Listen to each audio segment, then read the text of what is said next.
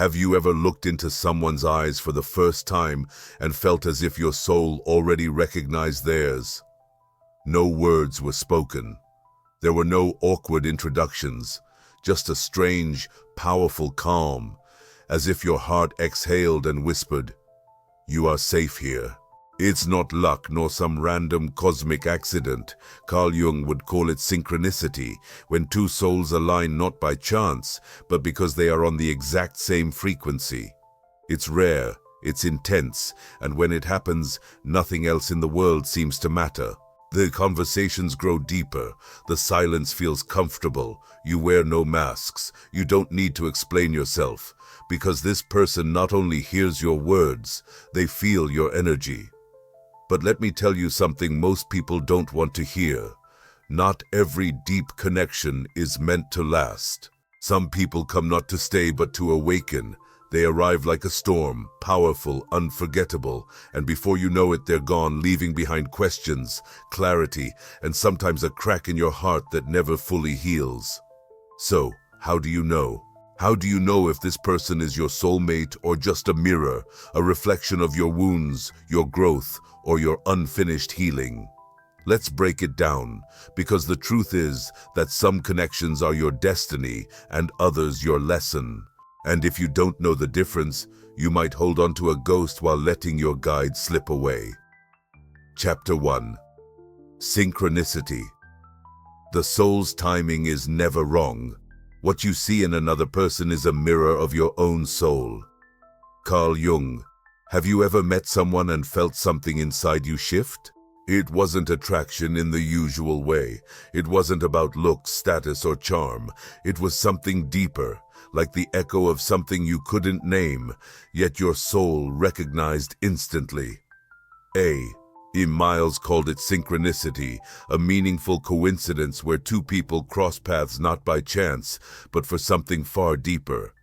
He believed that beneath all our conscious choices, there's an invisible thread connecting us through energy, frequency, and vibration. And when that thread is tuned just right, two souls align in perfect harmony, completely unplanned by either. Relationships begin with logic, shared interests, time, or physical chemistry. But the most powerful connections start in silence. They begin in the energy between people, unspoken yet undeniable. That's why you can meet 1,000 people and feel nothing, then meet one person and feel everything. Because it's not about the surface, it's about resonance. It's as if your soul were a piano, and they come in and play a key you didn't even know existed. Suddenly, you remember a part of yourself that had been asleep. They awaken something within you, not because they brought it, but because they reflected it. And that's the key. You don't fall in love with them. You fall in love with the version of yourself that comes alive in their presence. Maybe they draw out your tenderness in a world that has hardened you. Maybe they challenge you in ways that scare you but help you grow. Maybe they reflect your pain in such a way that you're finally forced to confront it. That's the magic of synchronicity. It's not about perfect circumstances. It's about perfect alignment. They arrive at a time when your soul is ready, not when you are completely healed, not when your life is perfect, but when you are broken enough to receive a deeper truth. Because some people don't come to stay. They come to awaken. They aren't your forever. They are your mirror, a guide, a spark, a storm. They shake your world not to break it, but to show you what's been asleep within you all along. So the next time someone enters your life and you feel its destiny, don't just ask, who are they? Ask yourself, what part of me are they reflecting back?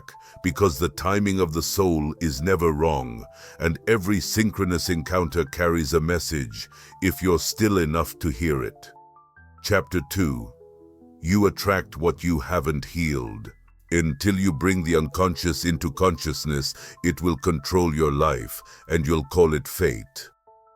Carl Jung. Let me ask you something personal. Have you ever looked back on your relationships and thought, why do I keep attracting the same kind of pain? Different names, different stories, but somehow the same heartache, the same abandonment, the same emotional pattern repeating like a broken record. That's not fate. That's not just bad luck in love. That's your unhealed part making the decisions. You see, what most people don't realize is that we don't attract what we want. We attract what we are. More specifically, we attract what still needs healing within us. If you carry childhood wounds of feeling not good enough, you'll find people who treat you as if you aren't enough.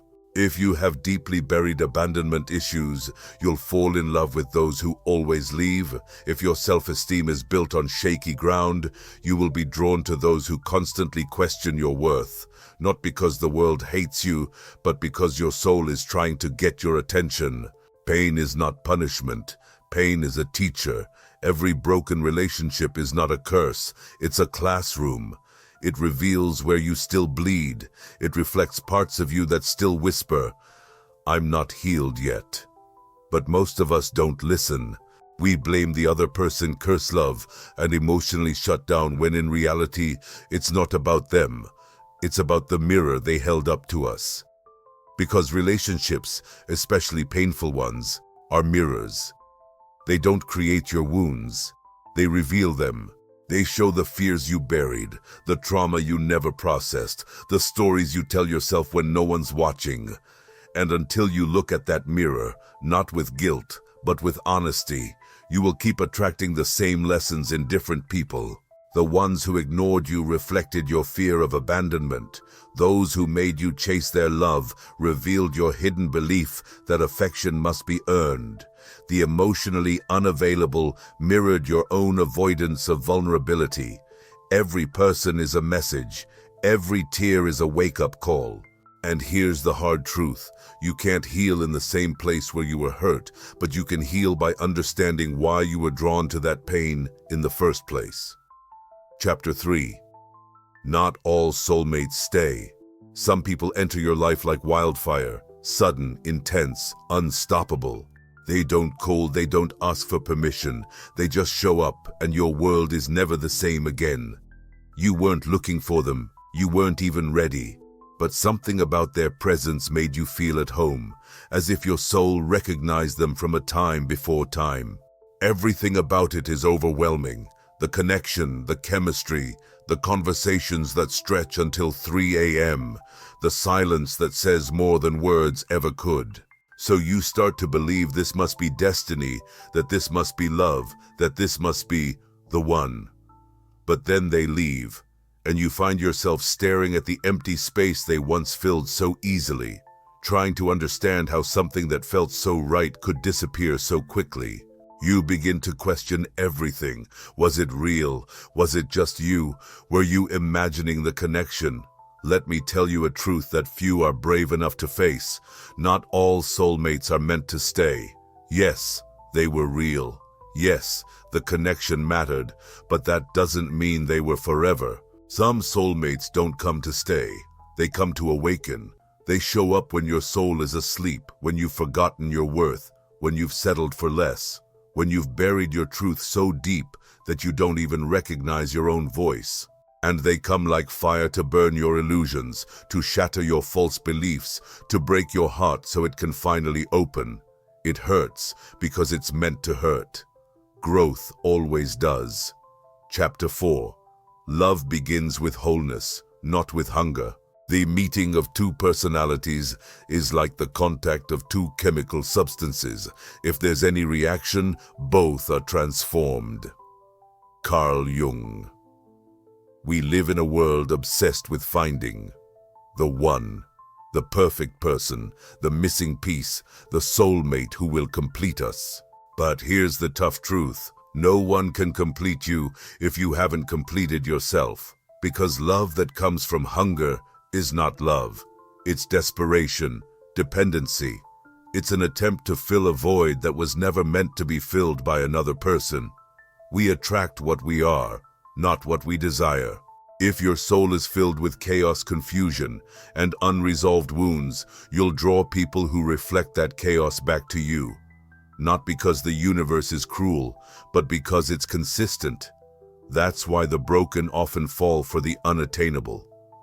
Why do the insecure chase what's distant? Why do the lonely settle for less than they deserve? It's not destiny, it's frequency. And frequency doesn't lie. Energy doesn't respond to your wishes. It responds to your beliefs, your vibration, your self-worth. So if you're going through life yearning for love validation and emotional rescue, you'll attract partners who reflect that hunger, not your wholeness. They won't bring you peace, they'll bring you intensity. And intensity without stability is a fire that consumes everything. You'll think it's passion, but in reality, it's pain disguised as love. You might believe it's romance, but it's actually trauma playing dress up. Because true love doesn't feel like addiction, it feels like alignment. It starts not when you find someone, but when you become someone. Not someone perfect, but someone whole. Wholeness doesn't mean you'll never get hurt. It means you don't expect someone else to heal every wound. It means that you've faced your shadows, healed your past, and learned to give yourself the love you once begged for. When you are whole, you stop chasing people who merely fill your emptiness. You start attracting those who resonate with your peace. You stop falling for temporary highs and begin building with those who bring lasting growth. That's not magic. It's not luck. It's emotional physics. Because when your frequency changes, so do your relationships. People who once felt magnetic begin to feel chaotic. Those who ignored you are no longer appealing, and souls destined for the healed version of you start appearing effortlessly. Love finds you when you no longer need it to save you. It finds you when you stop asking, "Who will complete me?" and start saying, "I am whole, I am worthy, I am enough." That's when love stops being a transaction and becomes a transformation. Not two broken halves clinging to each other out of fear, but two complete beings choosing each other wholeheartedly. So if you're tired of disappointments, if you're exhausted by the patterns that keep breaking, you don't seek more love. Seek more within yourself. Heal your wounds, raise your standards, elevate your frequency, because when your energy becomes whole, your love will be too. Chapter 5. The illusion of forever. We grow up with a fantasy, a story, a promise wrapped in fairy tales and wedding vows that love once found must last forever. We are told that true love never fades, that forever is the goal, and that if it ends, it must never have been real in the first place. But here's the truth that life eventually teaches us all. Not every soul is meant to stay, and that doesn't make the connection any less meaningful, because every soul you meet has its season. Some come into your life to teach you how to love, others to teach you how to let go. Some are a reflection of your higher self, others a warning of what you never want to become again. But none of them are mistakes. Even the painful ones, even those who left you shattered, even those who made you question your worth, were lessons disguised as love. And the real mistake isn't that the relationship ended, it's that we try to hold on when it has already run its course. We beg, we chase, we compromise, we shrink ourselves to fit into a bond our soul has already outgrown. And what happens? We suffer not because they have changed, but because we don't accept that we have. You see, when your energy evolves, when your frequency rises, some people will naturally fall away, not because they are bad, not because you have failed, but because your soul is no longer aligned with theirs. And no effort, no persuasion, no nostalgia can force two souls to fit together when they have grown in different directions. It's like trying to wear shoes that used to fit perfectly, but now hurt with every step. You can force them, but you'll bleed from it. That's what happens when you cling to people who no longer match your vibration. You bleed emotionally, you suffer mentally, you get spiritually stuck, because love was never meant to be a prison. It's supposed to be a portal to growth, truth, freedom. When the purpose of a soul connection is complete, you feel it. There's a silence, a disconnection, a sense that something no longer fits, even if the memories still feel warm. And that's where courage comes in, the courage to let go, to release the illusion of forever, to honor the love for what it gave you, and still walk away when it no longer feeds your soul. Letting go doesn't mean you didn't care. It means you care more about your growth, that your fear of being alone finally leads you to understand that you're not losing them. You're finding yourself. Because the person you were in that relationship was still learning, still searching, and still afraid of being alone with their own soul. But now you are different. Now you see that no connection is worth sacrificing your growth for. So stop trying to revive what has already ended. Stop holding on to people who mattered to the old you. Bless the bond, thank the experience, and move on, open, whole, and ready. Because true love doesn't chain you to forever. True love frees you to become who you were always meant to be. Chapter 6. The mirror never lies. Everything that irritates us about others can lead us to an understanding of ourselves. Carl Jung. It's easy to point fingers and say, they hurt me, they abandoned me, they changed. But what if the people who trigger you are actually showing you the parts of yourself you've been refusing to face? What if that person who left you shattered wasn't a villain, but a mirror? You see, your triggers aren't random, your patterns aren't meaningless. They are messages. Messages from your subconscious, messages from your soul. When someone irritates you, disrespects you, or makes you feel small, don't just focus on them. Look at what they're reflecting back to you. Because every relationship, especially the painful ones, is a mirror. It reveals where you bleed, where you're still vulnerable, where your healing still needs to continue. Think about that person you can't let go of, the one whose conversations you replay, whose messages you overanalyze, clinging to the memory like a wound that won't heal. Because the mirror never lies, but it does show you the truth you've always been ready to see. Chapter 7. When two whole souls meet, there comes a moment after all the heartbreaks, after the toxic cycles, after the long nights spent questioning your worth. When something inside you begins to change, you stop chasing, you stop pleading, you stop reshaping yourself just to be loved. Instead, you begin to do the real work.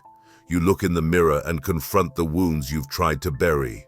You untangle the stories from your childhood, the ones that told you love had to be earned. You make space for your shadows instead of running from them. You learn to give yourself the validation you spent years seeking from others. And at some point on this journey, you heal. Not perfectly, not completely, but enough to stand on your own. And when that happens, something incredible begins to unfold. The right soul arrives not to fix you, not to complete you, but to meet you exactly where you are.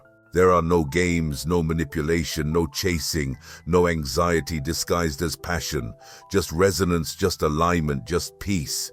You don't have to prove your worth. You don't have to surrender to be seen. You don't have to fear their silence, because their presence feels like home. This is the kind of love that doesn't ignite chaos. It calms it. It doesn't leave you questioning. It makes you feel secure. And for the first time, love doesn't feel like drowning. It feels like breathing. You laugh more, rest easier, trust more deeply, not because they are perfect, but because you are whole enough not to collapse if they're not. You don't need them to save you. You've already saved yourself. You don't need them to fill the void. You've already filled it with purpose, with healing, with growth. So, what happens when two whole souls meet? Magic.